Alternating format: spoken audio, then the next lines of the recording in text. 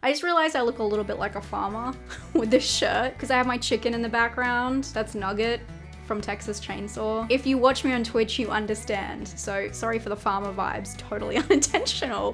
But I'm here today to scold you. I am mad. No, I can't even be serious for 5 seconds. I'm actually so impressed by you guys. In my last disturbing recommendation video, which was films that make and ruin your day, you guys left so many interesting comments of films I hadn't heard of before. So I wrote a bunch of them down and I decided today I'm gonna go back and extend my list for everyone else who might be also interested in everyone else's recommendations, because you guys ruined my day and you made it. You are so smart and I love it. I have watched a bunch of films that match the vibe of that list. So this is an extension of that list thanks to all of you guys. And I wanna say if your recommendation isn't in here today, there is a chance it might be in a future video.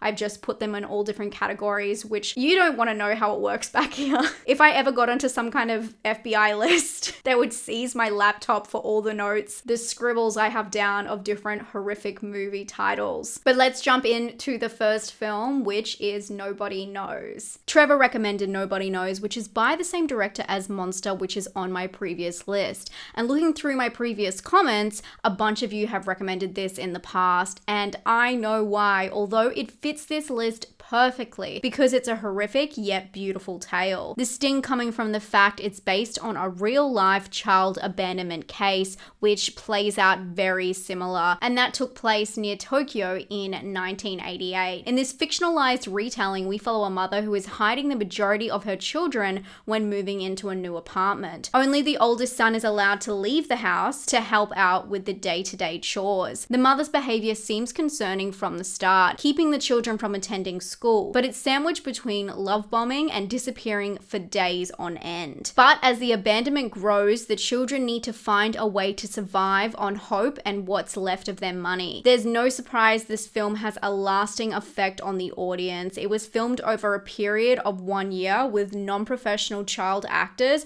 without much background information on the characters they were going to play. The filmmakers were looking for children who could naturally be themselves on screen, as because of child protection laws, we don't know anything about the real kids' identities that this story is based on. It's a slow burn, sorrowful journey which plays out over 2 hours and 20 minutes, but I can tell you, you really don't feel the runtime. I wasn't sure whose story this was, but it does turn into the oldest sibling and the struggle to keep their brother and sisters alive, but also to find their own happiness in trying to be a child. The kids in this film are so beyond sweet and respectful of each other. Don't expect to watch a spiral out of control. Instead, it's a timeline of slow destruction. It's a really beautiful story that left me shaken with its conclusion. It does deserve to be on this list. And sadly, the true story ended the same. Thanks for ruining my day, Trevor. This next one is called On the Edge, and it was recommended by Aralith. I don't know if that's how I say your name, but thank you so much for your comment. This movie was so clever to be put as a recommendation because it really mirrored the original recommendations list, and it has the same kind of themes as Manic.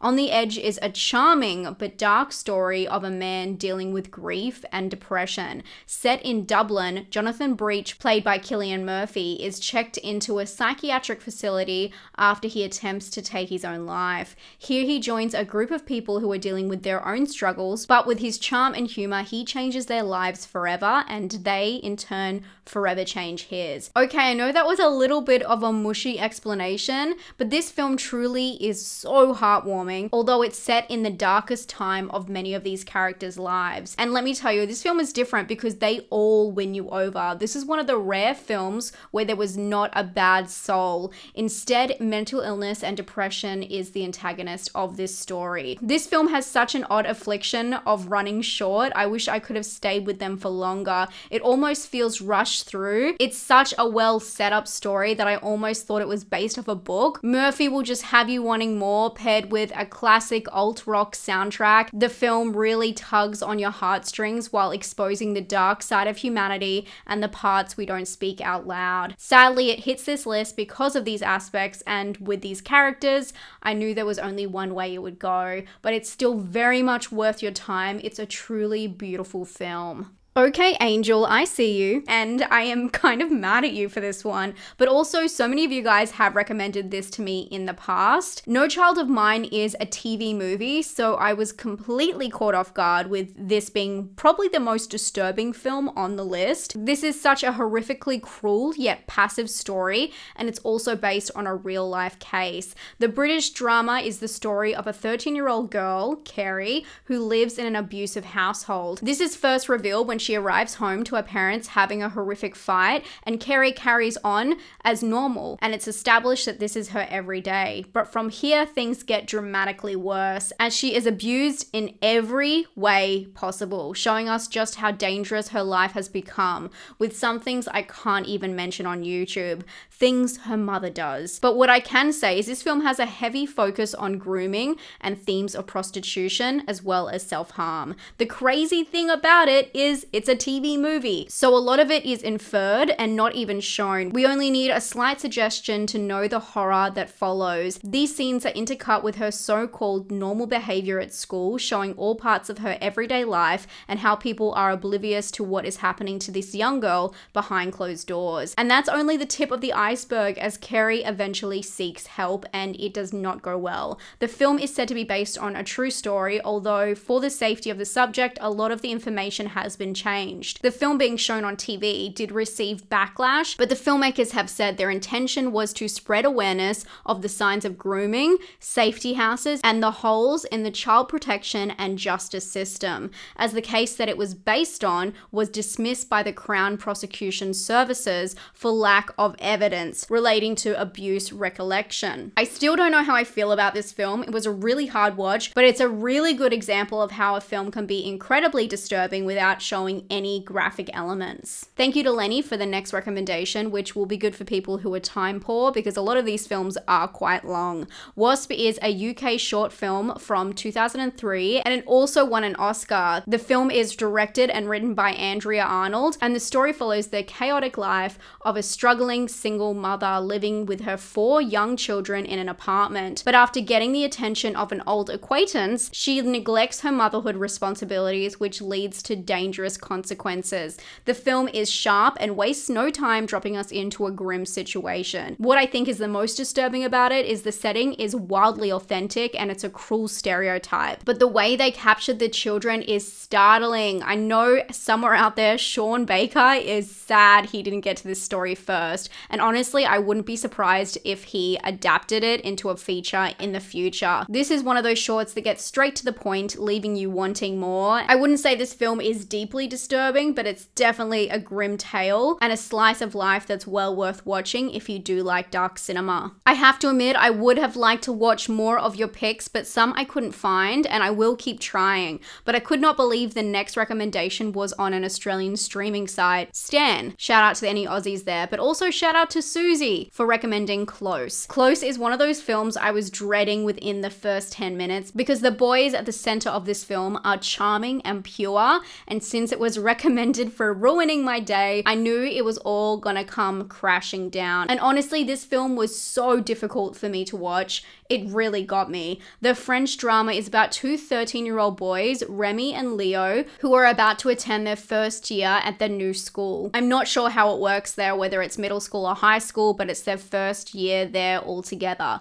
They are best friends and they're extremely close, seemingly living in their own bubble. They're at the center of each other's worlds, spending most of their time at Remy's house where his parents accept Leo as one of their own without judgment. But when they attend school, it becomes apparent that their relationship is not normal to everyone else, and Leo starts to pull away. The movie moves quick over time, almost in a montage of short scenes, and exposes the heartbreaking leak in their own world, making them grow apart to fit society. The beauty in the film is its simplicity. It's not really a layered film, and that creates discomfort because the turmoil is just staring you in the face the entire time and you cannot escape it. It's beautifully shot with emotional music and reflective performances. Here, the silences say everything. The ending was almost too much for me. It's utterly heartbreaking, and I don't want to give anything away, but just prepared. Oh my god, I'm crying now saying this, but just prepared to have your whole week ruined going in. I watched this one at 9 a.m. and bawled for half of the runtime. I don't think a film has made me cry that much ever, so thank you so much, Susie. I watched Purge right after this, and thank you so much to the person who recommended it. I'm not going to butcher your name, but thank you. This was the polar opposite atmosphere because this is a very layered story. Purge is not to be confused with The Purge. This is a Finnish Estonian drama crime that connects two strangers' pasts with different stories of horror and oppression. One is a story of two sisters during a time where the Soviet authorities confiscate private farms and force them to surrender, which is tied into a personal betrayal between the sisters. And the other story is about a young woman who is trafficked and forced into horrific, violent situations. Both unspeakable crimes which show their haunting sacrifices for survival. As you can imagine, this film has some very intense scenes and a huge warning for assault in this film, but also a mega warning for one of the scenes that honestly caught me off guard and will forever be haunting my dreams. I was not expecting that at all, and this will cement this film forever in my mind. I had never heard of this scene before, and I'm really surprised I haven't seen it in any icebergs. It's a bizarre experience as we're thrown into a war tragedy about sisters one moment, and then we pivot back to horrific, more modern nightmare for the other. But it makes an unforgettable, unique watch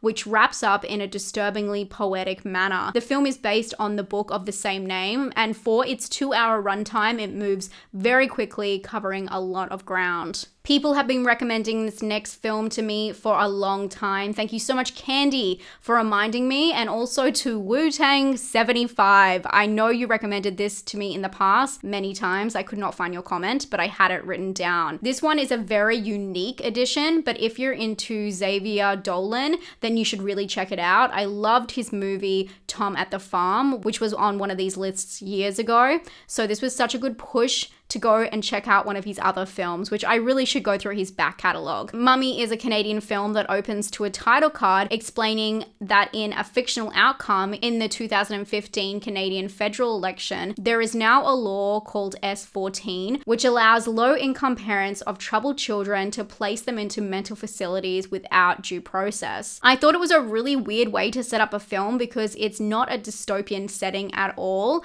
It's actually a very particular and individual situation. But what the movie's actually about is Di, who is a mother who is struggling after her son Steve, who has an attachment disorder, is discharged from an institution after setting a fire. Now she struggles with her relationship with him and keeping them both safe. But their dynamic is changed again when a neighbor who has her own struggles befriends the family. This film has a distinctive flow with very personal details, and Dolan wrote this film after being inspired by a similar case about a struggling mother. I don't want to go too much into detail and give anything away, but the film didn't disturb me as much as the others on this list, but the ending is really heartbreaking. And I think because this film is so detailed and such a particular story, it will really stick with me for a while. It's more of a really sad and somber journey, watching these three people struggle in their own ways, but finding hope with their relationship together. The film is stylized using primarily handheld shots and also using a square aspect ratio. The director claims that this was because it feels more private and intimate to have it in such a condensed space. Although the film's really polished because it's so personal, it does at times feel like you're watching a home movie. It also has some emotionally driven nostalgic tracks. It's probably best paired with On the Edge, which makes it the perfect book ending for this video. Thank you guys again for ruining my day. It was a pleasure. If you did like this video, make sure to share it with an equally sick friend. And also, leave your recommendations down below. I truly love them. You can see I spent all of my time watching these movies this week. I hope you guys are having a great day. If you like my disturbing videos, why not check out the playlist here? And I'll talk to you all very soon. Stay safe and stay spooky. Bye, friends, and happy Halloween.